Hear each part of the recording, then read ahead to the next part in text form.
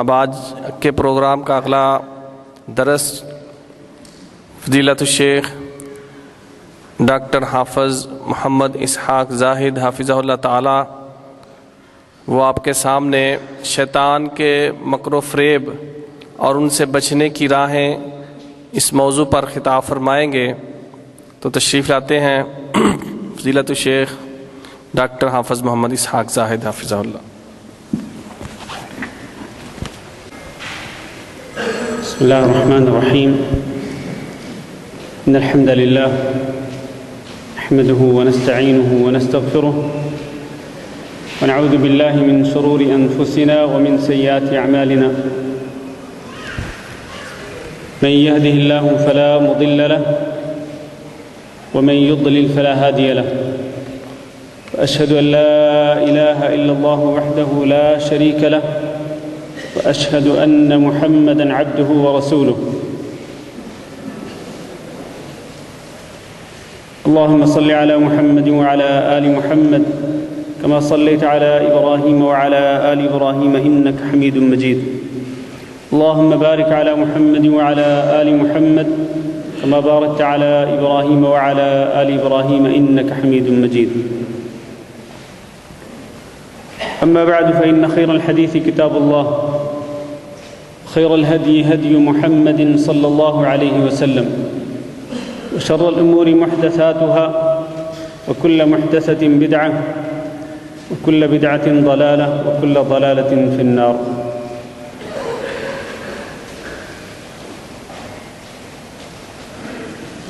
أعوذ بالله من الشيطان الرجيم، يا أيها الذين آمنوا لا تتبعوا خطوات الشيطان، ومن يتبع خطوات الشيطان فإنه يأمر بالفحشاء والمنكر،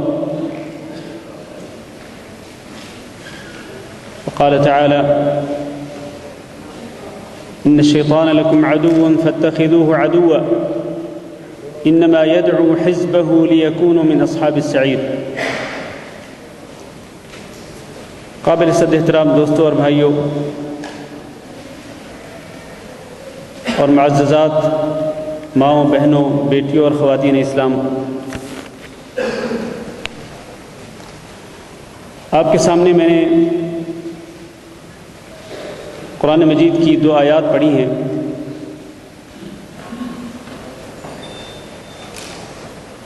ان آیات میں اللہ رب العزت نے شیطان کے متعلق آگاہ کیا ہے کہ شیطان تمہارا دشمن ہے، لہذا تم بھی اسے دشمن سمجھو، اور اہل ایمان کو اللہ رب العزت نے منع کیا ہے کہ لا تتبعوا خطوات الشیطان، کہ تم شیطان کے نقش قدم پہ نہ چلو، شیطان کی پیروی نہ کرو۔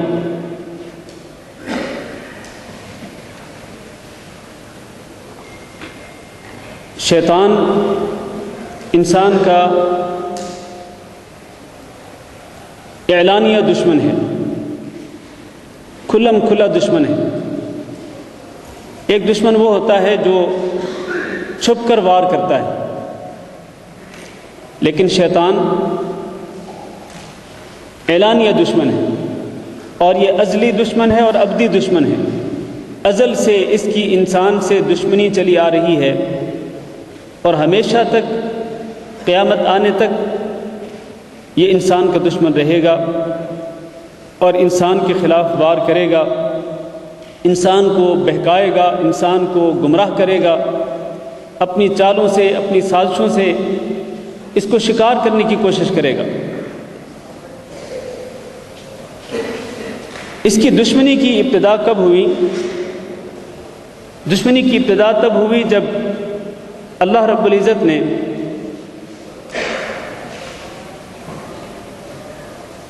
تمام فرشتوں کو حکم دیا کہ وہ آدم علیہ السلام کے سامنے سجدہ کریں۔ یہ ابلیس جنوں میں سے تھا، اس کو بھی یہی حکم ملا تھا کہ یہ حضرت آدم علیہ السلام کے سامنے سجدہ کرے، چنانچہ تمام فرشتوں نے سجدہ کیا، اس نے سجدہ کرنے سے انکار کر دیا، اس نے تکبر کیا۔ اللہ رب العزت نے اس کو راندہ درگاہ ٹھہرایا اور اللہ رب العزت نے اس کو اپنی رحمت سے دور کر دیا اور اس کو ہمیشہ کے لیے ملعون قرار دے دیا۔ اس وقت اس نے یہ کہا تھا اپنی دشمنی کا اظہار کرتے ہوئے کہ ارأیتک ھذا الذی کرمت علی لئن اخرتنی الی یوم القیامہ لأحتنکن ذریتہ الا قلیلا۔ کہنے لگا اللہ یہ جو اشارہ کیا آدم علیہ السلام کی طرف، یہ جس کو تو نے میرے اوپر فوقیت دی ہے، اگر تو مجھے قیامت کے دن تک مہلت دے دے تو پھر میں اس کی اولاد کو نکیل ڈال کے رکھوں گا، اس کی اولاد کو چھوڑوں گا نہیں، الا قلیلا، ہاں کم لوگ ہوں گے اس کی اولاد سے جو بچ جائیں گے، ورنہ زیادہ تر لوگوں کو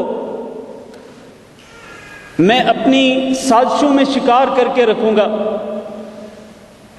اور ان کو چھوڑوں گا نہیں۔ اللہ تعالیٰ نے اس وقت یہ فرمایا تھا کہ قال اذهب فمن تبعك منهم فإن جهنم جزاؤكم جزاء موفورا، جاؤ جو بھی تیری پیروی کرے گا، بنو آدم میں سے جو بھی تیری پیروی کرے گا، تیرے نقش قدم پہ چلے گا، تجھے فالو کرے گا، تو پھر تیری جزا بھی جہنم اور تیرے تمام پیروکاروں کی جزا بھی جہنم۔ اس نے پھر اللہ رب العزت سے مہلت بھی مانگی تھی، اس نے کہا تھا رب انظرنی الی یوم یبعثون قال فانک من المنظرین الی یوم الوقت المعلوم، کہا تھا مجھے مہلت دے دیں قیامت کے دن تک، اللہ نے کہا تجھے مہلت دے دی گئی۔ اس سے یہ معلوم ہوا کہ اس کی دشمنی انسان سے ازلی ہے، شروع سے ہے، اور یہ ہمیشہ تک رہے گی اور کھلم کھلا دشمنی ہے۔ اللہ رب العزت نے شیطان کی یہ جو اعلانیہ جنگ تھی، اعلانیہ جنگ کے مقابلے میں اللہ رب العزت نے انسانوں کو حکم دیا کہ دیکھو یہ شیطان تمہارا دشمن ہے، اس کو تم بھی دشمن ہی سمجھو، اس کو اپنا دوست نہ سمجھنا، بلکہ اللہ رب العزت نے تنبیہ کی افتتخذونہ وذریتہ اولیاء من دونی وہم لکم عدو، کہ کیا تم اس شیطان کو اور اس کی آل اولاد کو دوست بناتے ہو جبکہ یہ سارے تمہارے دشمن ہیں۔ آج اگر ہم دیکھیں وہ جو کہ ہمارا ازلی دشمن ہے اور ابدی دشمن ہے، ہم نے اس کو اپنا دوست بنا رکھا ہے۔ وہ جیسے کہتا ہے، جس طرح ہمارے دماغوں میں وسوسے پیدا کرتا ہے، جس طرح ہمارے سامنے برائیوں کو مزین کر کے پیش کرتا ہے، ہم اس کے پیچھے پیچھے چلتے ہیں۔ اللہ تعالیٰ نے فرمایا کہ اس کی اتباع نہ کرو، اس کو دشمن ہی سمجھو، اس کو دوست نہ بناؤ۔ اور بلکہ اللہ رب العزت نے ڈرایا، فرمایا یا بنی آدم لا یفتننکم الشیطان کما اخرج ابویکم من الجنہ ینزع عنہما لباسہما لیریہما سوآتہما، کہ بنو آدم دیکھنا شیطان تمہیں فتنے میں نہ ڈالے، جس طرح کہ اس نے تمہارے ماں باپ آدم علیہ السلام اور حوا علیہ السلام کو فتنے میں ڈالا اور ان کو جنت سے نکالنے میں کامیاب ہو گیا، اور پھر وہ جب جنت سے نکلے تو ان کے جسموں پر لباس بھی نہیں تھا۔ تو اللہ تعالیٰ نے ڈرایا ہے، اللہ تعالیٰ نے تنبیہ کی ہے کہ شیطان کے فتنے سے، اس کے شر سے بچ کے رہنا۔ اور جو آیت میں نے پڑھی تھی لا تتبعوا خطوات الشیطان، شیطان کے نقش قدم پہ نہ چلو اے اہل ایمان، ومن یتبع خطوات الشیطان فإنہ یأمر بالفحشاء والمنکر، جو بھی شیطان کے نقش قدم پہ چلے گا تو اس کو معلوم ہونا چاہیے کہ یہ شیطان بے حیائی کے کاموں کا حکم دیتا ہے اور برائی کے کاموں کا حکم دیتا ہے۔ تو یہ تمہیں بے حیائی کے کاموں کی طرف لے کے جائے گا، برائی کی طرف لے کے جائے گا، گناہوں کی طرف لے کے جائے گا، اللہ کی نافرمانی کی طرف لے کے جائے گا، رسول اکرم صلی اللہ علیہ وسلم کی نافرمانی کی طرف لے کے جائے گا۔ تو اللہ رب العزت نے تنبیہ کر دی، لیکن اس تنبیہ کے باوجود بھی ہم شیطان کے اس شر سے نہیں ڈرتے، شیطان کے اس فتنے سے نہیں ڈرتے، بلکہ ہم شیطان کی اتباع کرتے ہیں۔ میرے بھائیوں، شیطان کی جو دشمنی ہے کس قدر شدید ہے، اس کے متعلق چند ایک حقائق بیان کرنا ضروری ہے۔ نبی صلی اللہ علیہ وسلم نے فرمایا کہ شیطان انسان کو نہیں چھوڑتا۔ میری بات توجہ سے سنتے رہنا، شیطان انسان کو نہیں چھوڑتا، شیطان گھات لگا کے بیٹھا ہوتا ہے اور انسان کو بہکانے اور ورغلانے اور گمراہ کرنے کی کوشش کرتا ہے، اور یہ اس قدر شدید اور بڑا سخت دشمن ہے انسان کا کہ فرمایا نبی صلی اللہ علیہ وسلم نے ان الشیطان یجری من ابن آدم مجرى الدم، شیطان انسان کے جسم کے اندر خون کی طرح گردش کرتا ہے۔ اس کا فتنہ اتنا شدید ہے، انسان کے خون کے اندر جس طرح خون گردش کرتا ہے اسی طرح یہ بھی خون کی طرح گردش کرتا ہے اور گھات لگا کے بیٹھا رہتا ہے۔ اسی نے کہا تھا جب اس کو اللہ رب العزت نے راندہ درگاہ ٹھہرایا، اس نے کہا تھا لَأَقْعُدَنَّ لَهُمْ صِرَاطَكَ الْمُسْتَقِيمَ، سیدھے راستے پہ بیٹھ جاؤں گا، پھر بنو آدم کے سامنے سے بھی آؤں گا، پیچھے سے بھی آؤں گا، اور دائیں طرف سے بھی آؤں گا، بائیں طرف سے بھی آؤں گا۔ مفسرین یہ کہتے ہیں کہ سامنے سے آنے کا معنی یہ ہے کہ ان کے دلوں کے اندر میں آخرت کے بارے میں شکوک و شبہات پیدا کروں گا، بلکہ آخرت کی بے یقینی پیدا کروں گا۔ کسی کو یقین ہی نہیں ہوگا کہ موت آئے گی، موت کے بعد قبر میں جانا ہے، پھر قیامت کے دن اٹھنا ہے، اللہ کے سامنے پیش ہونا ہے، حساب و کتاب ہونا ہے، جنت دوزخ ہوگی، کسی کو یقین ہی نہیں ہوگا۔ آگے شیطان کے آگے سے آنے کا معنی، انسان کے آگے سے آنے کا مطلب کیا ہے کہ آگے جو آخرت ہے آخرت سے غافل کر دو گا، اور پیچھے سے آنے کا مطلب کیا ہے؟ شیطان انسان کے پیچھے سے کس طرح سے آتا ہے؟ شیطان انسان جب جاتا ہے تو پیچھے دنیا کو چھوڑ کے جاتا ہے، تو گویا پیچھے دنیا ہے، دنیا کے فتنے میں مبتلا کروں گا۔ اور دائیں طرف سے کس طرح آتا ہے؟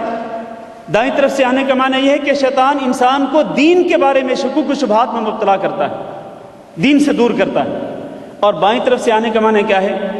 بائیں طرف سے آنے کا معنی یہ ہے کہ شیطان گناہوں کو، معاصی کو، برائیوں کو، اللہ کی نافرمانیوں کو، رسول اکرم صلی اللہ علیہ وسلم کی نافرمانیوں کو خوبصورت بنا کے پیش کرتا ہے۔ یہ اس نے کہا تھا، اور وہ ایسے ہی کر رہا ہے، ایسے کرتا رہا ہے، کر رہا ہے اور کرتا رہے گا۔ چاروں طرف سے انسان کو اس نے گھیر رکھا ہے اور انسان کو ورغلانے اور بہکانے کی کوشش کرتا ہے۔ نبی صلی اللہ علیہ وسلم نے فرمایا ما منکم من احد الا وقد وکل به قرینہ من الجن وقرینہ من الملائکہ، تم میں سے ہر شخص کے ساتھ اس کے ایک ساتھی جنوں میں سے یعنی شیطانوں میں سے ہے، اور ایک ساتھی اس کا فرشتوں میں سے ہے۔ نبی صلی اللہ علیہ وسلم سے پوچھا گیا کہ کیا آپ کے ساتھ بھی ایسے ہی ہے؟ جنوں میں سے، شیطانوں میں سے ایک ساتھی آپ کے ساتھ بھی لگا ہوا ہے؟ نبی صلی اللہ علیہ وسلم نے فرمایا وَإِيَّايَ وَلَكِنَّ اللَّهَ أَعَانَنِي عَلَيْهِ فَأَسْلَمَ فَلَا يَأْمُرُنِي إِلَّا بِخَيْرٍ، ہاں وہ شیطانوں میں سے ایک ساتھی میرے پیچھے بھی لگا ہوا تھا، لیکن اللہ رب العزت نے میری مدد کی اس کے خلاف، چنانچہ وہ مسلمان ہو گیا، اب وہ مجھے خیر کا ہی حکم دیتا ہے۔ گویا کہ نبی صلی اللہ علیہ وسلم کے علاوہ آپ کی امت میں کوئی ایسا شخص نہیں کہ جس کے ساتھ شیطانوں میں سے ایک شیطان نہ لگا ہو۔ ہر ایک کے ساتھ شیطان لگا ہوا، چاہے وہ مرد ہو چاہے وہ عورت ہو، ہر ایک کے ساتھ، مردوں عورتوں کے ساتھ۔ حضرت عائشہ رضی اللہ تعالیٰ نے بیان کرتی ہیں کہ ایک رات نبی صلی اللہ علیہ وسلم میرے گھر سے اٹھ کے چلے گئے، میں پریشان ہوئی، مجھے غیرت آئی، ہو سکتا ہے کہ آپ صلی اللہ علیہ وسلم مجھے چھوڑ کے کسی اور بیوی کے پاس چلے گئے ہوں۔ نبی صلی اللہ علیہ وسلم واپس تشریف لائے، مجھے پریشان دیکھا تو کہا عائشہ کیا ہوا؟ کیا تیرے پاس تیرا شیطان آ گیا؟ کہا مجھے غیرت آ گئی تھی۔ کہا تجھے غیرت آ گئی تھی؟ کہا ہاں، مجھ جیسی عورت کو آپ جیسی شخصیت پر غیرت کیوں نہیں آئے گی کہ آپ اگر میرے پاس ہوں، مجھے چھوڑ کر آپ کسی اور کے پاس چلے جائیں تو مجھے کیوں نہیں غیرت آئے گی؟ پھر عائشہ رضی اللہ تعالیٰ نے پوچھا کہ کیا میرے ساتھ بھی شیطان لگا ہوا ہے؟ کہا تیرے ساتھ بھی شیطان لگا ہوا ہے۔ انہوں نے کہا کہ کیا ہر ایک انسان کے ساتھ شیطان ہوتا ہے؟ کہا ہر ایک انسان کے ساتھ شیطان ہوتا ہے۔ کہا آپ کے ساتھ بھی شیطان ہے؟ فرمایا ہاں میرے ساتھ بھی شیطان تھا، لیکن اللہ رب العزت نے مجھے اس پر قابو پانے کی توفیق دی ہے، وہ مسلمان ہو گیا، مجھے وہ خیر کا ہی حکم دیتا ہے۔ اس ساری گفتگو سے یہ ثابت ہوتا ہے کہ یہ شیطان بڑا ہی خطرناک دشمن ہے، اور اس قدر خطرناک دشمن ہے کہ وہ ہمیں دیکھتا ہے لیکن ہم اس کو نہیں دیکھ سکتے۔ ایک شیطان تو وہ ہوتا ہے، ایک دشمن وہ ہوتا ہے کہ جو سامنے نظر آئے تو انسان اس دشمن سے بچنے کی کوشش کرتا ہے، لیکن یہ چھپا ہوا دشمن ہے، یہ ہمیں نظر نہیں آتا۔ اللہ نے قرآن مجید میں فرمایا اِنَّهُ يَرَاكُمْ هُوَ وَقَبِيلُهُ مِنْ حَيْثُ لَا تَرَوْنَهُمْ، یہ شیطان اور اس کے لشکر کہ جتنے بھی اس کے ساتھ شیطان ہیں وہ سارے کے سارے تمہیں اس جگہ سے دیکھ رہے ہوتے ہیں جہاں سے تم ان کو نہیں دیکھ رہے ہوتے۔ اور پھر یہ شیطان اکیلا نہیں ہے بلکہ اس کے ساتھ بڑی فوجیں ہیں۔ اللہ تعالیٰ نے قرآن مجید میں بھی اس کا ذکر کیا، اور نبی صلی اللہ علیہ وسلم نے فرمایا کہ شیطان اپنے عرش پر بیٹھتا ہے، پانی میں عرش ہوتا ہے اور اس پر وہ بیٹھتا ہے، پھر اپنی فوجوں کو بھیجتا ہے کارروائیاں کرنے کے لیے۔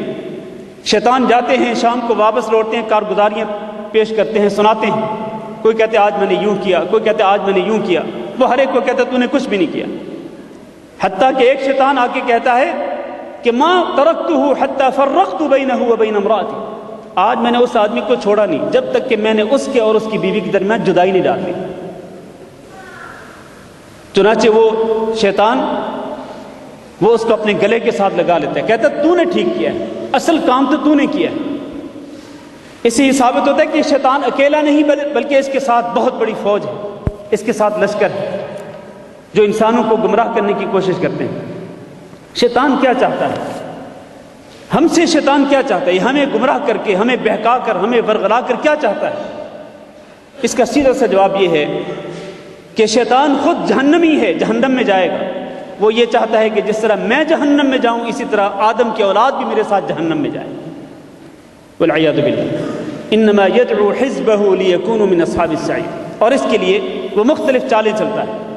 آئیے ذرا یہ شیطان کی جو مختلف چالیں ہیں ان کا ذکر کرتے ہیں کہ یہ کون کون سی چالیں چل کر انسان کو جہنم کی طرف لے جانا چاہتا ہے۔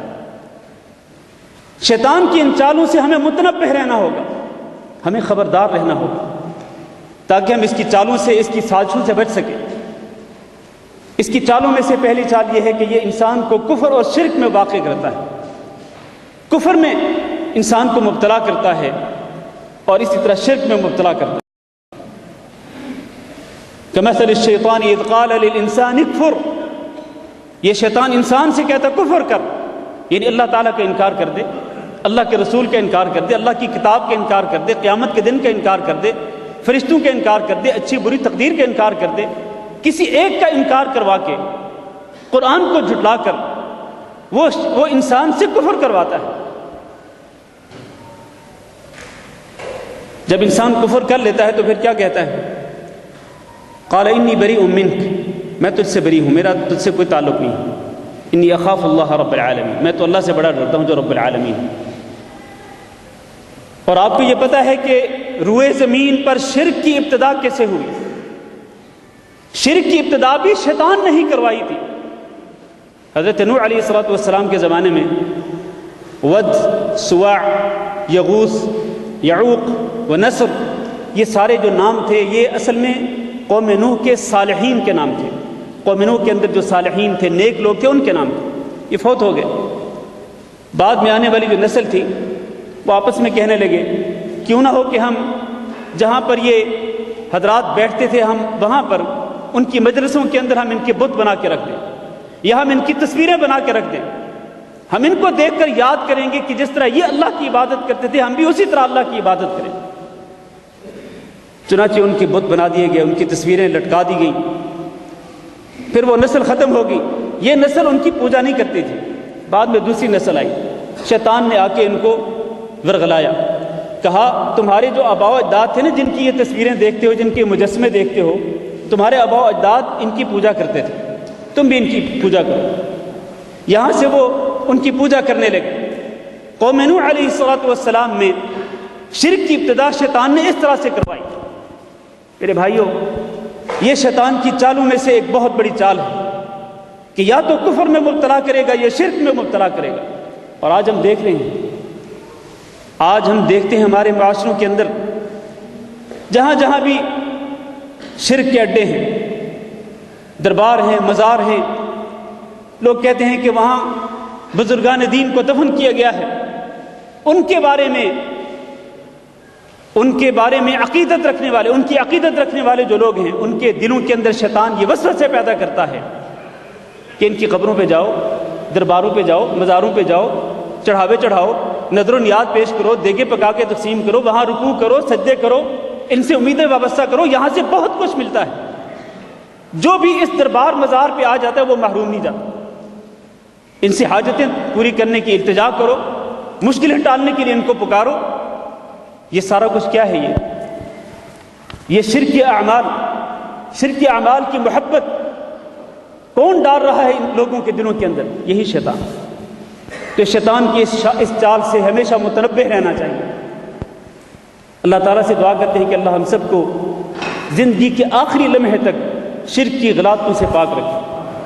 اللہ رب العزت ہمیں شرک سے بچنے کی توفیق نصیب فرمائے۔ اللہ تعالیٰ ہمیں اپنی توحید پر استقامت نصیب فرمائے، ثابت قدمی نصیب فرمائے، اور ہمارا خاتمہ ہو تو اللہ رب العزت کی توحید پر۔ شیطان کی چالوں میں سے دوسری چال یہ ہے کہ شیطان انسان کے سامنے گناہوں کو اور برائیوں کو خوبصورت بنا کے پیش کرتا ہے۔ جس طرح میں نے پہلے کہا کہ آدم علیہ السلام کو اور حوا علیہ السلام کو اسی شیطان نے بہکایا، اس نے ورغلانے کی کوشش کی اور اس نے برائی کو مزین کر کے پیش کیا۔ اس نے کہا ما نهاكما عن تلكما عن هذه الشجرة الا ان تكونا من الخالدين۔ اللہ تعالیٰ نے تمہیں اس درخت سے کیوں روکا ہے کہ کہیں تم ہمیشہ ہمیشہ جنت میں نہ رہ جاؤ۔ هل ادلك على شجرة الخلد وملك لا يبلى۔ آدم علیہ السلام سے کہنے لگا کہ وہ اس درخت کے بارے میں نہ بتاؤں کہ اگر تم نے اس درخت سے کھا لیا تو پھر ہمیشہ ہمیشہ جنت میں رہ جاؤ گے اور ہمیشہ ہمیشہ کے لیے تمہیں بادشاہت مل جائے گی۔ وقاسمهما انی لکما لمن الناصحین، اور پھر قسم دے کر کہنے لگا کہ میں تم دونوں کے لیے خیر خواہ ہوں۔ قسم کھا کے اپنی خیر خواہی کا یقین دلانے کی کوشش کر رہا ہے۔ یہ ورغلانے کا ایک طریقہ ہے، بہکانے کا، گمراہ کرنے کا ایک طریقہ ہے۔ جس طرح اس شیطان نے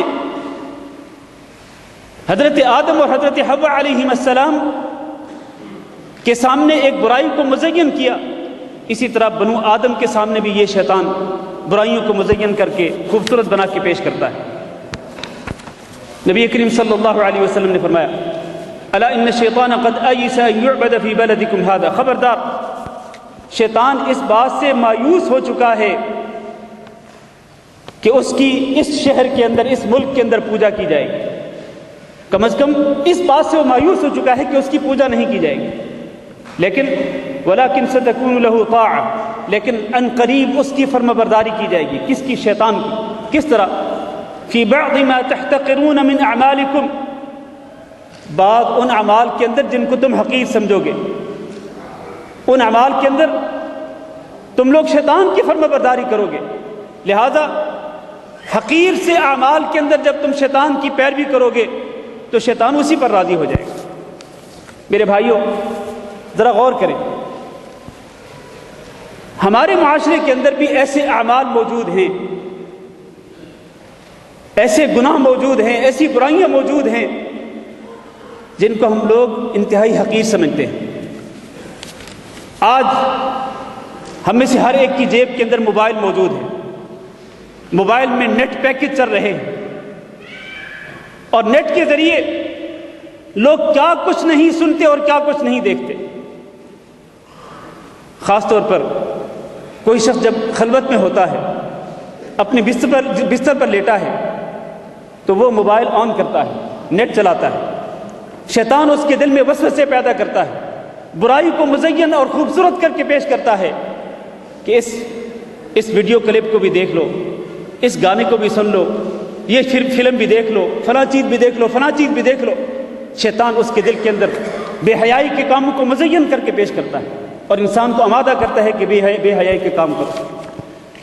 اسی طرح سے معاشرے کے اندر رشوت ہے، معاشرے کے اندر دھوکہ فراڈ ہے، جوا ہے، سودی لین دین ہے، شراب نوشی ہے، دیگر منشیات کا استعمال ہے، سگریٹ نوشی وغیرہ، والدین کی نافرمانی، اور خاوند بیوی کے درمیان ناچاقی، ماں باپ اور اولاد کے درمیان ناچاقی، یہ سب کچھ کیا ہے؟ یہ وہ چیزیں ہیں کہ جن کو ہم حقیر سمجھتے ہیں، لیکن شیطان ان تمام برائیوں کو ہمارے سامنے مزین کر کے پیش کرتا ہے، خوبصورت بنا کے پیش کرتا ہے، اور ہم بڑی آزادی سے ان کے ارتکاب کرتے ہیں والعیاذ باللہ۔ اس لیے میرے بھائیوں، شیطان کی اس سازش سے بھی متنبہ رہیں۔ جب بھی شیطان آپ کے سامنے کسی برائی کو مزین کر کے پیش کرے، خوبصورت بنا کے پیش کرے، اور آپ کے دل میں وسوسہ پیدا ہو کہ کر لو، کچھ نہیں ہوتا، کون دیکھ رہا ہے، تو میرے بھائیوں وہاں پر اپنے اللہ رب العزت کو یاد کرو۔ ان اللہ کان علیکم رقیبا، اللہ رب العزت آپ کی نگرانی کر رہا ہے، جلوتوں کے اندر بھی اللہ تمہیں دیکھتا ہے، خلوتوں کے اندر بھی اللہ تعالیٰ تمہیں دیکھتا ہے۔ اور حقیقت میں اللہ رب العزت کا خوف بھی یہی ہے کہ ہم خلوت کے اندر اللہ رب العزت سے ڈریں اور اللہ کی نافرمانی سے اپنے دامن کو بچائیں، ورنہ یہ بات یاد رکھیں، قیامت کے دن ایسے لوگ آئیں گے جن کے پاس تہامہ کے پہاڑوں جیسی بڑی بڑی نیکیاں ہوں گی، لیکن اللہ تعالیٰ ان بڑی بڑی نیکیوں کو ہوا میں اڑتے ہوئے چھوٹے چھوٹے ذرات کی طرح اڑا دے گا، ان کی کوئی حیثیت نہیں ہوگی۔ کیوں؟ نبی صلی اللہ علیہ وسلم نے فرمایا، یہ وہ لوگ کہ جو راتوں کو اٹھ کر تہجد بھی پڑھتے تھے اور دنوں کو روزے بھی رکھتے تھے، صدقات و خیرات بھی کرتے تھے، لیکن خلوت میں جب اللہ رب العزت کی محرمات کے ارتکاب کا موقع ملتا تھا تو چوکتے نہیں تھے، گناہ کرنے کا موقع ملتا تھا تو نہیں چھوڑتے تھے۔ میرے بھائیوں، جو لوگ خلوتوں کے اندر اللہ تعالیٰ سے نہیں ڈرتے اور شیطان کے مزین کردہ کاموں کے ارتکاب کرتے ہیں، برائیوں کے ارتکاب کرتے ہیں، انہیں ڈرنا چاہیے کہ کہیں ان کی بڑی بڑی نیکیاں قیامت کے دن ضائع ہی نہ ہو جائیں۔ شیطان کی چالوں میں سے ایک چال کہ شیطان انسان کو نشہ آور چیزیں استعمال کرنے کی ترغیب دیتا ہے، خصوصاً شراب نوشی کی ترغیب دیتا ہے، جوا کھیلنے کی ترغیب دیتا ہے۔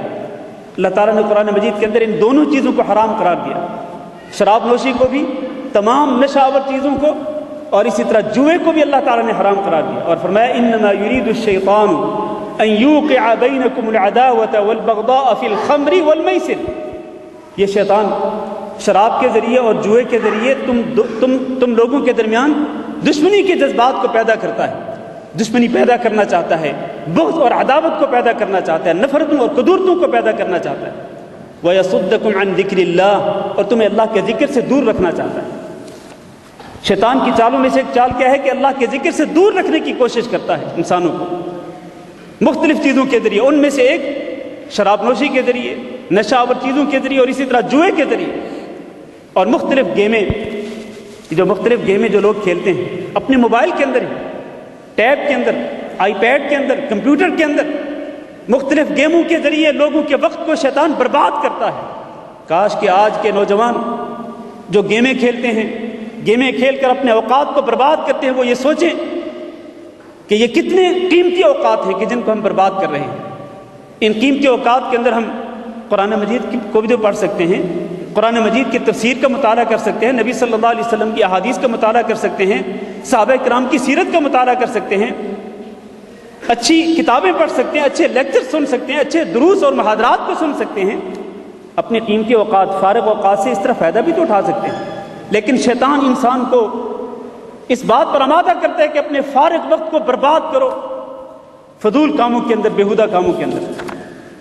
اسی طرح شیطان کی چالوں میں سے ایک چال یہ بھی ہے کہ شیطان انسان کی عبادت کو خراب کرنے کی کوشش کرتا ہے، فاسد کرنے کی کوشش کرتا ہے۔ حضرت عثمان بن ابی العاص رضی اللہ تعالیٰ عنہ بیان کرتے ہیں کہ میں نے رسول اکرم صلی اللہ علیہ وسلم کی خدمت میں گزارش کی کہ اللہ کے رسول، شیطان میرے درمیان اور میری نماز کے درمیان واقع ہو گیا ہے، میرے دل میں وسوسے پیدا کرتا ہے، مجھے یہ بھی پتہ نہیں رہتا، یہ بھی خیال نہیں رہتا کہ میں نے کیا پڑھا ہے اور کیا میں اللہ تعالیٰ سے مانگ رہا ہوں۔ رسول اکرم صلی اللہ علیہ وسلم نے فرمایا ذاک شیطان یقال له خنزب، یہ وہ شیطان ہے جس کو خنزب کہا جاتا ہے۔ فإذا احسسته فتعوذ بالله منه، جب تم اس طرح کے خیالات کو محسوس کرو، وسوسوں کو محسوس کرو نماز کے اندر، تو اس سے اللہ تعالیٰ کی پناہ طلب کرو اور اپنے بائیں کندھے پر 3 مرتبہ تھوک دو۔ شیطان سے پناہ مانگنے کا حکم دیا نبی صلی اللہ علیہ وسلم نے۔ اور ایک اور حدیث میں نبی صلی اللہ علیہ وسلم نے فرمایا کہ جب اذان ہوتی ہے شیطان بھاگ اٹھتا ہے، اذان ختم ہوتی ہے واپس آ جاتا ہے، پھر اقامت ہوتی ہے بھاگ اٹھتا ہے، پھر اقامت ختم ہوتی ہے واپس آ جاتا ہے، حتیٰ کہ نمازی کے دل میں وسوسے پیدا کرنا شروع کر دیتا ہے اور اس کو وہ باتیں یاد دلاتا ہے جو اس کو پہلے یاد نہیں ہوتی ہیں۔ یقول له اذکر کذا اذکر کذا، حتیٰ کہ اس کی حالت یہ ہو جاتی ہے کہ اس کو یہ نہیں پتہ ہوتا کہ میں نے کتنی نماز پڑھی ہے، 2 رکعتیں پڑھی ہیں، 3 رکعتیں پڑھی ہیں، 3 پڑھی ہیں، 4 پڑھی ہیں۔ یہ سب کچھ کیوں ہوتا ہے؟ یہ سب شیطان کی وجہ سے ہوتا ہے۔ شیطان انسان کی عبادت کو خراب کرنے کی کوشش کرتا ہے، اس کے اندر بگاڑ پیدا کرتا ہے، اللہ تعالیٰ کے سامنے خشوع اور خضوع سے اس کو غافل کرتا ہے، اللہ کی توجہ ہٹا دیتا ہے اور دنیا کی طرف اس کی توجہ کو لے جاتا ہے۔ حتیٰ کہ نبی کریم صلی اللہ علیہ وسلم نے اپنے بارے میں فرمایا ان الشیطان عرض لی فشد علی یقطع الصلاۃ علی، شیطان میرے در پہ ہوا نماز کے اندر اور اس نے پوری کوشش کی کہ میری نماز کو توڑ دے، لیکن فامکننی اللہ منہ، اللہ رب العزت نے مجھے اس پر قابو پانے کی توفیق دی۔ اب آپ سوچیں کہ اگر شیطان سید الانبیاء جناب محمد صلی اللہ علیہ وسلم کی نماز میں پیش آ سکتا ہے اور آپ صلی اللہ علیہ وسلم کی نماز کو خراب کرنے کی کوشش کر سکتا ہے، تو میں اور آپ تو پھر میرے اور آپ کا تو کسی کھاتے میں شمار ہی نہیں ہوتا ہے۔ ہم تو بہت گناہ گار ہیں، سر سے لے کے پیر تک ہم گناہوں کے اندر ڈوبے ہوئے ہیں۔ ہماری نمازوں کا کیا حال ہے وہ تو اللہ تعالیٰ ہی بہتر جانتا ہے۔ اسی طرح شیطان کی ایک چال یہ بھی ہے کہ شیطان تمناؤں اور آرزوؤں میں انسان کو مبتلا کرتا ہے، اس کے دل میں خواہشات کو پیدا کرتا ہے، تمنائیں پیدا کرتا ہے، آرزوئیں پیدا کرتا ہے، یہ بھی کر لو، یہ بھی کر لو، یہ بھی کر لو، یہ بھی کر لو۔ چنانچہ ان تمناؤں اور آرزوؤں کو پورا کرنے کے لیے انسان کو غافل کر دیتا ہے اللہ رب العزت کے دین سے۔ اللہ تعالیٰ نے قرآن مجید میں فرمایا وقال لأتخذن من عبادك نصيبا مفروضا ولأضلنهم ولأمنينهم ولآمرنهم فليبتكن آذان الأنعام ولآمرنهم فليغيرن خلق الله، میں ان کو ضرور تمناؤں میں مبتلا کروں گا، آرزوئیں پیدا کروں گا ان کے ذہنوں کے اندر، اور ان کو حکم دوں گا کہ یہ جانوروں کے کانوں کو پھاڑ دیں گے اپنے بتوں کو، اپنے معبودوں کو خوش کرنے کے لیے، اور میں ان کو حکم دوں گا کہ یہ اللہ کی خلقت کو تبدیل کریں گے۔ شیطان کی چالوں میں سے ایک چال کیا ہے کہ انسان کو آمادہ کرتا ہے کہ اللہ کی خلقت کو تبدیل کرے۔ اللہ کی خلقت کو تبدیل کرنے کی کئی صورتیں ہیں، ان صورتوں میں سے ایک صورت یہ ہے میرے وہ بھائی جنہوں نے اپنے چہروں پر نبی صلی اللہ علیہ وسلم کی سنت کو نہیں رکھا، جنہوں نے داڑھی نہیں رکھی، وہ یہ سوچیں کہ کیا وہ اللہ رب العزت کی خلقت کو تبدیل کرتے ہیں یا نہیں کرتے ہیں۔ اللہ تعالیٰ تو بال پیدا کرتا ہے نا انسان کے، مرد کے چہرے پر بال پیدا کرتا ہے، داڑھی کے بالوں کو پیدا کرتا ہے، لیکن انسان اللہ رب العزت کی اس خلقت پہ راضی نہیں، انسان ان بالوں کو نہیں آنے دیتا، بار بار ان بالوں کی صفائی کرتا ہے، بار بار داڑھی مونڈتا ہے، داڑھی کو چھوٹا کرتا ہے۔ یہ کیا ہے؟ یہ اللہ کی خلقت کو تبدیل کرنا ہے۔ وہ حضرات جو داڑیاں مونڈتے ہیں وہ سوچیں کہ کیا وہ داڑیاں مونڈ کر اللہ رب العزت کی فرما برداری کر رہی ہیں یا شیطان کی فرما برداری کر رہے ہیں۔ اسی طرح وہ مائیں، بہنیں، بیٹیاں، خواتین اسلام جو اپنے چہروں کے بال صاف کرتی ہیں، خصوصاً اپنے ابرو کے بال جو ہیں خوبصورتی کے لیے، وہ بھی یقینی طور پر اللہ رب العزت کی خلقت کو تبدیل کرتی ہیں، اور اللہ کی خلقت کو تبدیل کر کے وہ بھی شیطان کے نقش قدم پہ چل رہی ہیں۔ ابن مسعود رضی اللہ تعالیٰ عنہ بیان کرتے ہیں کہ اللہ رب العزت نے لعنت بھیجی ایسی عورتوں پر جو گودتی ہیں یا گدواتی ہیں، یا وہ اپنے ابرو کے بال نوچتی ہیں، یا چہرے کے بال صاف کرتی ہیں یا کرواتی ہیں، یا وہ جو کہ اپنے دانتوں کے اندر کشادگی پیدا کرتی ہیں، دانتوں کو کھلا کرواتی ہیں خوبصورتی کے لیے، یہ اللہ کی خلقت کو تبدیل کر کے اللہ رب العزت کی لعنت کی وجہ سے ایک ٹھہرتی ہیں والعیاذ باللہ۔ یہ شیطان کی چالوں میں سے ایک چال ہے۔ اسی طرح سے شیطان کی چالوں میں سے ایک چال یہ ہے کہ شیطان بندوں کے درمیان تعلقات کو بہتر نہیں ہونے دیتا، بلکہ بندوں کے درمیان تعلقات کو بگاڑتا ہے۔ ہونا یہ چاہیے کہ مسلمان سب آپس میں ایک دوسرے کے بھائی ہوں، ایک دوسرے سے پیار و محبت کرنے والے ہوں، ایک دوسرے سے انس رکھنے والے ہوں، ایک دوسرے کے ہمدرد ہوں، لیکن شیطان لوگوں کے درمیان تعلقات کو بگاڑنے کی کوشش کرتا ہے۔ شیطان کی اس چال سے بھی متنبہ رہنا چاہیے۔ اسی طرح شیطان اللہ رب العزت کی ذات گرامی کے بارے میں شک پیدا کرتا ہے۔ نبی صلی اللہ علیہ وسلم نے فرمایا شیطان کسی ایک شخص کے پاس آتا ہے، کہتا ہے کہ فلاں چیز کو کس نے پیدا کیا، فلاں چیز اس کو کس نے پیدا کیا، یہاں تک کہ وہ آ کے کہتا ہے کہ اللہ کو کس نے پیدا کیا۔ تو یہ شیطان کی طرف سے ایک کوشش ہوتی ہے انسان کے دل میں اللہ رب العزت کے بارے میں شک و شبہ پیدا کرنے کی، یہ شیطانی چال ہے۔ اسی طرح سے شیطانی چالوں میں سے ایک چال یہ بھی ہے کہ شیطان انسان کو خوفناک ڈراؤنے خواب دکھلاتا ہے۔ رسول اکرم صلی اللہ علیہ وسلم نے فرمایا کہ الرؤیا الصالحہ من اللہ، نیک خواب، اچھے خواب اللہ کی طرف سے ہوتے ہیں، لیکن جو برے خواب ہوتے ہیں وہ شیطان کی طرف سے ہوتے ہیں۔ نبی صلی اللہ علیہ وسلم نے فرمایا کہ تم میں سے کوئی شخص جب برا خواب دیکھے، ڈراؤنا خواب دیکھے، تو وہ 3 بار اعوذ باللہ من الشیطان الرجیم پڑھے اور اپنے بائیں کندھے پہ تھوک دے، فإنها لن تضرہ، تو اس خواب کی وجہ سے اس کو کوئی نقصان نہیں پہنچے گا۔ شیطان انسان کو پریشان کرنے کی کوشش کرتا ہے۔ لوگ برے خوابوں کی وجہ سے، ڈراؤنے خوابوں کی وجہ سے بڑے پریشان ہوتے ہیں۔ یہ شیطان کی ایک چال ہے۔ اس کا علاج کیا ہے؟ علاج یہ ہے کہ آپ جب سونے لگے تو مسنون اذکار پڑھ کے سویا کریں، معوذات کو پڑھ کے سویا کریں، آیت الکرسی کو پڑھ کے سویا کریں۔ جب آپ اس طرح اذکار پڑھیں گے، سورتیں پڑھیں گے، اللہ کا ذکر کر کے سوئیں گے، شیطان انشاءاللہ آپ کو برے خواب نہیں دکھلائے گا۔ اسی طرح شیطان انسان کو غصہ دلاتا ہے۔ حضرت سلیمان بن سرد رضی اللہ تعالیٰ عنہ بیان کرتے ہیں کہ میں نبی صلی اللہ علیہ وسلم کے ساتھ بیٹھا تھا، 2 افراد لڑ پڑے اور ان کے درمیان گالی گلوچ شروع ہو گئی، اور ان میں سے ایک، اس کا چہرہ لال پیلا ہو گیا، سرخ ہو گیا، اور اس کی رگیں پھول گئی غصے کی وجہ سے۔ نبی صلی اللہ علیہ وسلم نے فرمایا کہ میں ایک کلمہ ایسا جانتا ہوں، اگر ان میں سے وہ بندہ جو لال سرخ ہو چکا ہے اور اس کی رگیں پھول چکی ہیں سخت غصے کی وجہ سے، اگر وہ کلمہ پڑھ لے تو اس کا غصہ ختم ہو جائے گا۔ وہ کیا ہے؟ اعوذ باللہ من الشیطان الرجیم۔ اس سے یہ ثابت ہوتا ہے کہ شیطان انسان کو غصہ دلاتا ہے۔ اور میرے بھائیوں، غصہ بہت بڑی بیماریوں کی جڑ ہے، بڑی بڑی مصیبتوں کی جڑ ہے۔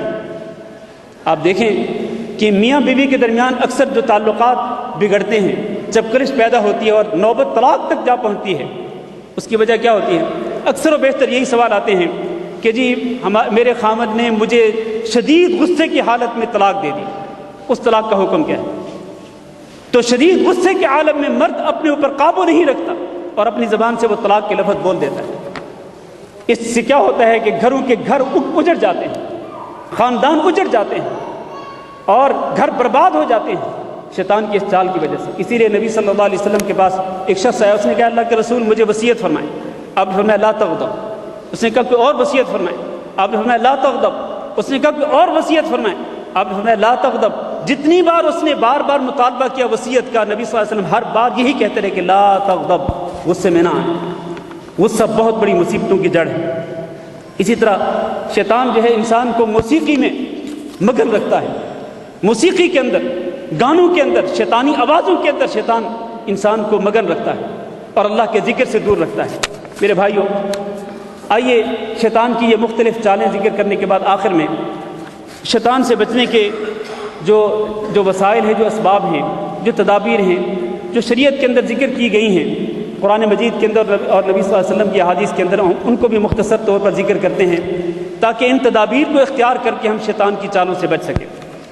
یہاں پر ان تدابیر کو ذکر کرنے سے پہلے میں یہ عرض کرتا چلوں کہ شیطان، اس میں کوئی شک نہیں کہ شیطان بہت بڑا دشمن ہے انسان کا، اور اس کی دشمنی علی الاعلان ہے، ازلی ہے، ابدی ہے، کھلم کھلا اس نے اعلان جنگ کر رکھا ہے انسان کے خلاف۔ لیکن اس سب کے باوجود ان الشیطان کان ضعیفا، ان کید الشیطان کان ضعیفا، شیطان کی چال کو اللہ تعالیٰ نے انتہائی کمزور قرار دیا ہے۔ انہ لیس لہ سلطان علی الذین آمنوا وعلی ربہم یتوکلون، شیطان کا زور نہیں چلتا ان لوگوں پر جو ایمان والے ہوتے ہیں اور جو اپنے رب پر ہی بھروسہ رکھتے ہیں۔ انما سلطانہ علی الذین یتولونہ والذین هم بہ مشرکون، شیطان کا زور ان لوگوں پہ چلتا ہے جو شیطان کو اپنا دوست بناتے ہیں اور جو اللہ کے ساتھ شرک کرتے ہیں، ان لوگوں پہ شیطان کا زور چلتا ہے۔ تو شیطان سے بچنے کی کیا تدابیر ہیں؟ مختصر طور پر پہلی تدبیر یہ ہے کہ شیطان سے اللہ کی پناہ طلب کریں، اس لیے کہ اللہ تعالیٰ نے شیطان کو پیدا کیا ہے، تو شیطان کے شر سے بچا بھی کون سکتا ہے؟ اللہ ہی بچا سکتا ہے۔ شیطان کے شر سے اللہ کی پناہ طلب کیا کریں۔ اللہ تعالیٰ نے قرآن مجید میں اس کا حکم دیا ہے، وَإِمَّا يَنزَغَنَّكَ مِنَ الشَّيْطَانِ نَزْغٌ فَاسْتَعِذْ بِاللَّهِ، جب بھی شیطان آپ کے دل میں کوئی وسوسہ پیدا کرے تو فوراً اللہ کی پناہ طلب کریں، فوراً اعوذ باللہ من الشیطان الرجیم پڑھیں، بار بار اللہ تعالیٰ کی پناہ طلب کریں گے تو اللہ تعالیٰ آپ کو شیطان کے شر سے، اس کی چالوں سے بچا لے گا۔ دوسری تدبیر یہ ہے کہ میرے بھائیوں اپنے آپ کو اللہ کے ذکر میں مشغول رکھا کریں، اللہ کے ذکر میں مشغول رکھا کریں۔ جس قدر آپ اللہ کا ذکر کرنے والے ہوں گے اسی قدر آپ شیطان کی چالوں سے محفوظ ہوں گے۔ کیوں؟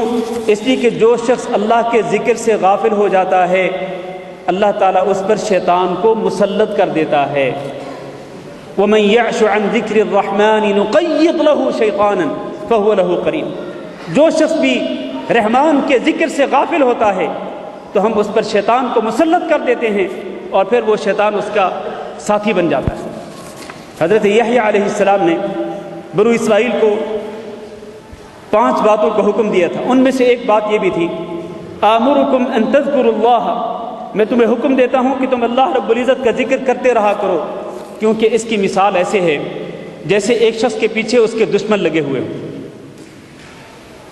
ایک شخص کے پیچھے اس کے دشمن لگے ہوئے ہوں تو وہ اپنے دشمن کے حملوں سے بچنے کے لیے بھاگ اٹھتا ہے، حتیٰ کہ ایک مضبوط قلعہ آتا ہے، وہ قلعے کے اندر محفوظ وہ اب وہاں پر جا کے پناہ لے لیتا ہے، چنانچہ مضبوط قلعے کے اندر پناہ لے کر وہ اپنے دشمنوں سے بچ جاتا ہے، دشمنوں کے حملوں سے بچ جاتا ہے۔ فرمایا اسی طرح سے شیطان ہے، شیطان کے حملوں سے بھی انسان صرف اور صرف اللہ رب العزت کے ذکر کے ذریعے ہی بچ سکتا ہے۔ فرمایا كذلك العبد لا يحرز نفسه من الشيطان الا بذكر الله تعالى، انسان شیطان سے اپنے آپ کو کس طرح بچا سکتا ہے؟ صرف اور صرف اللہ رب العزت کے ذکر سے ہی بچا سکتا ہے۔ اس لیے اپنی زبانوں کو اللہ کے ذکر کے ساتھ تر رکھا کریں۔ نبی صلی اللہ علیہ وسلم نے یہ بھی ارشاد فرمایا کہ جب انسان سوتا ہے تو شیطان اس کی گدی کے پاس آ کر 3 گرہیں لگا دیتا ہے اور ہر گرہ لگاتے ہوئے کہتا ہے کہ علیک لیل طویل فرقد، لمبی رات ہے آرام سے سوئے رہو۔ فرمایا کہ فإن استيقظ فذكر الله انحلت عقدہ، اگر انسان بیدار ہو اللہ کا ذکر کرے تو ایک گرہ کھل جاتی ہے، پھر وہ وضو کرے تو دوسری گرہ بھی کھل جاتی ہے، پھر وہ نماز پڑھے تو تیسری گرہ بھی کھل جاتی ہے۔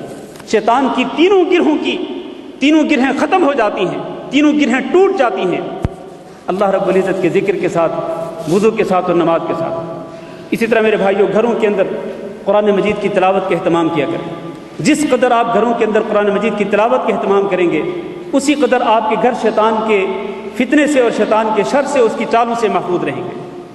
خاص طور پر سورۃ البقرہ کی تلاوت اپنے گھروں کے اندر ضرور کیا کریں۔ نبی صلی اللہ علیہ وسلم نے فرمایا کہ جس گھر کے اندر سورۃ البقرہ پڑھی جاتی ہے وہاں سے شیطان بھاگ اٹھتا ہے۔ اسی طرح سے نمازوں کی پابندی کیا کریں۔ 5 وقت فرض نمازیں جو ہیں یہ باقاعدہ مسجد میں جا کر باجماعت پڑھا کریں۔ انسان جس قدر نمازوں کی پابندی کرنے والا ہوگا، باجماعت نمازیں ادا کرے گا، اسی قدر وہ شیطان سے محفوظ رہے گا۔ نبی صلی اللہ علیہ وسلم نے فرمایا کہ جس بستی کے اندر 3 لوگ ہوں اور وہ جماعت کے ساتھ نماز قائم نہ کریں تو شیطان ان پر غالب آ جاتا ہے۔ اس سے یہ ثابت ہوتا ہے کہ شیطان کی سازشوں سے، اس کی چالوں سے بچنے کا ایک طریقہ کیا ہے کہ آپ باجماعت نماز پڑھا کریں۔ باجماعت نماز پڑھیں گے تو اس طرح شیطان کی چال سے بچ جائیں گے۔ اسی طرح رات کو نمازوں میں سے ایک نماز رات کو اٹھ کر تہجد کی نماز پڑھا کریں۔ نبی صلی اللہ علیہ وسلم کے سامنے ذکر کیا گیا کہ ایک شخص ساری رات سویا رہتا ہے حتیٰ کہ صبح ہو جاتی ہے اور وہ تہجد کی نماز نہیں پڑھتا۔ نبی صلی اللہ علیہ وسلم نے فرمایا ذاک رجل بال الشیطان فی اذنہ، یہ وہ شخص ہے کہ جس کے کانوں میں شیطان آ کر پیشاب کر جاتا ہے۔ گویا کہ شیطان کے پیشاب سے بچنے کے لیے ضروری ہے کہ آپ تہجد کے وقت بیدار ہوں۔ شیطان کے فتنے سے اور اس کی چالوں سے بچنے کے لیے ضروری ہے کہ آپ تہجد کے وقت بیدار ہوں، چلو کم از کم 2 رکعت ہی پڑھ لیں۔ اسی طرح میرے بھائیوں شیطان کی چالوں سے بچنے کے لیے مختلف مواقع پر جو دعائیں ہیں ان دعاؤں کو پڑھنے کا اہتمام کیا کریں، آپ شیطان کی چالوں سے بچ جائیں گے۔ ان مواقع میں سے ایک موقع جب آپ گھر سے نکلیں تو آپ گھر سے نکلنے کی دعا پڑھ کے نکلا کریں۔ گھر سے نکلنے کی دعا کیا ہے؟ گھر سے نکلنے کی دعا بسم اللہ توکلت علی اللہ ولا حول ولا قوت الا باللہ۔ جب کوئی شخص گھر سے نکلتے ہوئے یہ دعا پڑھ لیتا ہے اس کو کہا جاتا ہے ہدیت وکفیت ووقیت، تجھے ہدایت دے دی گئی، تیری رہنمائی کر دی گئی، تجھے شیطان سے بچا لیا گیا، تیری حفاظت کر دی گئی، وتنحى عنہ الشیطان، اور شیطان اس سے دور بھاگ جاتا ہے۔ اسی طرح جب انسان گھر کے اندر داخل ہو، گھر میں داخل ہونے کی دعا پڑھے۔ داخل ہونے کی دعا کیا ہے؟ بسم اللہ ولجنا و بسم اللہ خرجنا وعلى الله ربنا توکلنا۔ نبی صلی اللہ علیہ وسلم نے فرمایا کہ جب انسان گھر میں داخل ہوتے ہوئے دعا پڑھ لیتا ہے، اللہ کا ذکر کر لیتا ہے، تو شیطان کہتا ہے لا مبیت لکم، آج یہاں رات گزارنے کی جگہ تمہارے لیے نہیں، اس گھر میں تم رات نہیں گزار سکتے۔ اور اگر کھانا کھاتے ہوئے بھی انسان اللہ رب العزت کا ذکر کر لے، دعا پڑھ لے، تو پھر شیطان کہتا ہے کہ آج اس گھر کے اندر نہ تو رہنے کی جگہ ہے اور نہ ہی کھانا کھانے کے لیے کوئی موقع ہے۔ پھر شیطان وہاں سے بھاگ جاتا ہے، نہ وہاں پر رہ سکتا ہے اور نہ ہی وہاں پر کھانے میں شریک ہو سکتا ہے۔ اسی طرح میرے بھائیوں، جب آپ مسجد میں داخل ہونے لگے تو ایک دعا ضرور پڑھا کریں۔ ایک تو معروف دعا ہے بسم اللہ والصلاۃ والسلام علی رسول اللہ اللہم افتح لی ابواب رحمتک۔ ایک اور دعا ہے، نبی صلی اللہ علیہ وسلم جب بھی مسجد میں داخل ہوتے تھے تو آپ صلی اللہ علیہ وسلم وہ دعا پڑھتے تھے، اعوذ باللہ العظیم وبوجہہ الکریم وسلطانہ القدیم من الشیطان الرجیم۔ نبی صلی اللہ علیہ وسلم نے فرمایا کہ جو شخص فجر کی نماز کے وقت یہ دعا پڑھ لے مسجد میں داخل ہوتے ہوئے تو پھر شام ہونے تک شیطان اس کے قریب بھی نہیں آتا ہے۔ اسی طرح سے سونے سے پہلے آیت الکرسی پڑھ لیا کریں۔ نبی صلی اللہ علیہ وسلم نے فرمایا کہ ساری رات ایک فرشتہ آپ کی نگرانی کرتا رہے گا اور شیطان آپ کے قریب تک نہیں آئے گا۔ جب آپ واش روم میں جانے لگیں تو آپ دعا پڑھ کے جایا کریں، بسم اللہ اللہم انی اعوذ بک من الخبث والخبائث۔ واش روم جو ہوتا ہے وہ شیطان کا مرکز ہوتا ہے، شیطان کے ٹھہرنے کی جگہ ہوتی ہے، لیکن جب آپ بسم اللہ پڑھ لیں گے، دعا پڑھ لیں گے تو آپ شیطان سے بچ جائیں گے۔ اسی طرح سے صبح و شام کے اذکار ہیں، صبح شام کے اذکار پر ہمیشہ کیا کریں۔ ہمارے پاس وقت نہیں ہے کہ میں وہ اذکار آپ کے سامنے ذکر کروں، خصوصی طور پر میرے بھائیوں جو معوذات ہیں، قل هو اللہ احد، قل اعوذ برب الفلق، قل اعوذ برب الناس، صبح و شام کے اذکار میں ان کو ضرور شامل کیا کریں اور ہر نماز کے بعد ایک ایک مرتبہ ان کو پڑھا کریں۔ سونے سے پہلے ان 3 صورتوں کو 3 مرتبہ پڑھ کے سویا کریں، اپنے جسم پر ہاتھ پھیر کے سویا کریں۔ اس سے کیا ہوگا؟ اس سے آپ شیطان کی چالوں سے، اس کی شر سے بچ جائیں گے۔ اسی طرح سے رات کو کسی بھی گھڑی کے اندر سورۃ البقرہ کی آخری 2 آیتیں پڑھ لیا کریں، کیونکہ نبی صلی اللہ علیہ وسلم نے فرمایا کہ جو شخص رات کی کسی بھی گھڑی کے اندر سورۃ البقرہ کی آخری 2 آیتیں پڑھ لیتا ہے تو یہ 2 آیتیں اس کے لیے کافی ہو جاتی ہیں۔ کافی ہونے کے ایک معنی یہ ہے کہ وہ اگر رات کو کوئی اور ذکر نہ کرے، صرف اس نے یہ 2 آیتیں پڑھ لی تو اس کے لیے کافی ہوگی۔ اور دوسرا معنی یہ ہے کہ یہ 2 آیتیں جو ہیں یہ شیطان کے شر سے بچانے کے لیے کافی ہو جاتی ہیں۔ یہ اور دیگر جو مختلف قسم کی تدابیر ہیں جن کو میں نے اختصار کے پیش نظر ذکر نہیں کیا، یہ تدابیر ہم اختیار کریں تو اللہ کے حکم سے ہم شیطان کے شر سے، اس کے فتنے سے، اس کی چالوں سے بچ سکتے ہیں۔ اللہ تعالیٰ سے دعا کرتے ہیں کہ اللہ رب العزت ہم سب کو شیطان کی چالوں سے محفوظ رکھے، اللہ رب العزت شیطان کے شر سے، اس کے فتنے سے ہم سب کو محفوظ رکھے، اور اللہ رب العزت اپنی توحید پر، عمل صالح پر استقامت نصیب فرمائے اور ہمیں اچھا خاتمہ نصیب کرے اور برے خاتمے سے ہم سب کو محفوظ رکھے۔ استغفر اللہ لی ولکم انہ هو الغفور الرحیم، وجزاکم اللہ خیر۔